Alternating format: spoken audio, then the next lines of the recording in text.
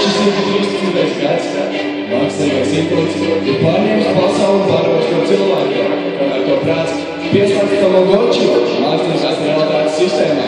Cilvēks to nenovērtē. Viens izredzētais, kurš izpaužas no sistēmas saviem spēkiem, ir meklēcības izredzētos. Viņa vārds ir visvalsts. Laika nejot, viņš meklē sev līdzīgas cīnītājs, lai stātos pretī šai sistēmai. Un daži kādi arī atrodas.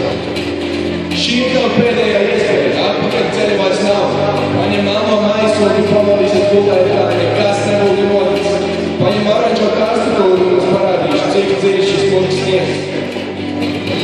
Laika nejot, pievienojas arī citi izvērtētāji. Cīņa mākslīga intelekta ir neizbēgama.